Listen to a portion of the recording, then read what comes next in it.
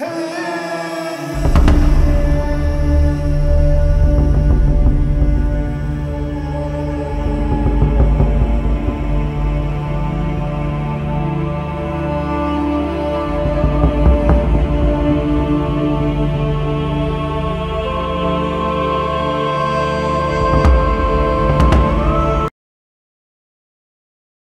link do grupo e do canal do Telegram estão na descrição do vídeo.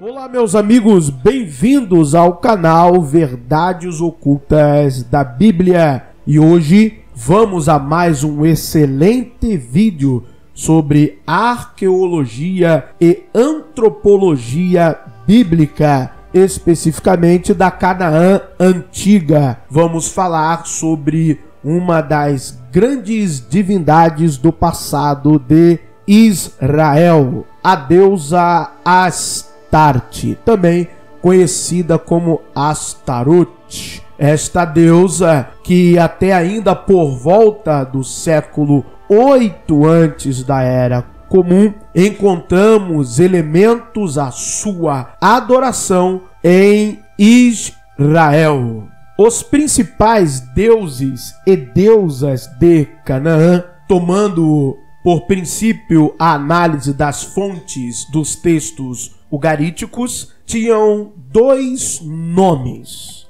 Um era o seu nome próprio e o outro era um epíteto. Por exemplo, a deusa Asherá também era conhecida como Asherá do mar, e também era referida como Elat, ou seja, deusa. O deus El, principal deus do panteão, e o seu esposo também tinha como um dos seus títulos pai de Sunem, e também era denominado como o deus touro. O filho de Asherá, Haddad, sempre é reconhecido e chamado como Baal, ou o mestre. O divino Mut também é chamado de querido de El, Gazil de El. Também outro deus assim reconhecido é Ian, o deus que representa o mar, que é chamado de príncipe e também juiz Nahar, o rio.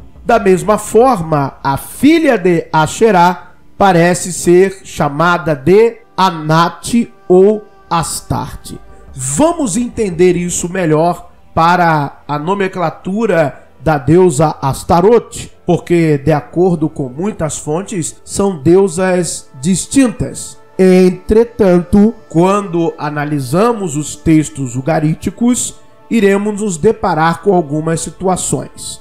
Vou explicar e logo após lerei os textos. Dois nomes para uma divindade é um requisito prosódico para a poesia semítica clássica, cujo recurso favorito é a reduplicação de declarações significativas sem a repetição das mesmas palavras, para poder expressar a mesma ideia em duas frases paralelas. Usando dois conjuntos de palavras sinônimas, o poeta semita tem que dar à sua disposição dois nomes para seus deuses que figuram com tanto destaque em seus poemas mitológicos. Os exemplos a seguir, todos retirados das taubinhas ugaríticas, ilustram esta questão. Então vieram os mensageiros de Ian, os enviados do juiz Nahar. Segundo exemplo,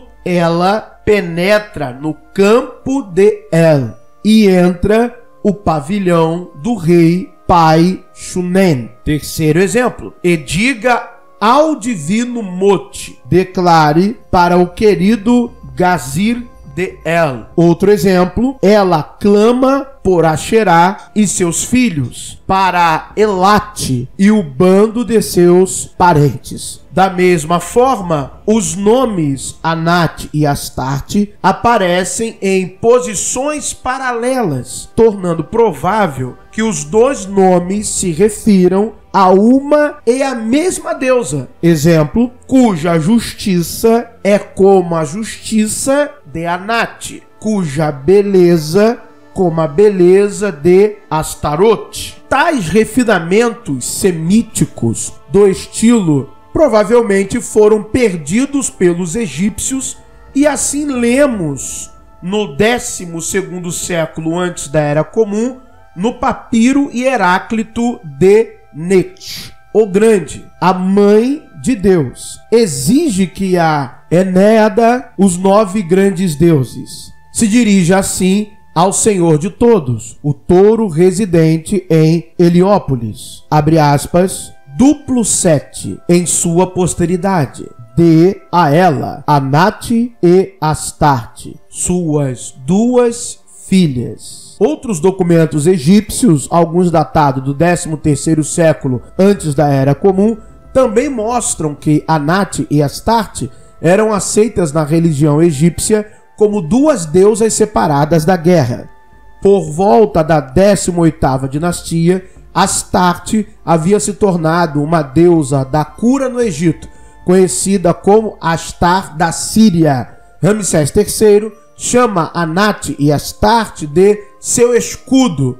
Tanto Anate quanto Astarte, bem como uma terceira deusa derivada do panteão cananeu-sírio, Kadesh, tinha o título egípcio de Senhora do Céu.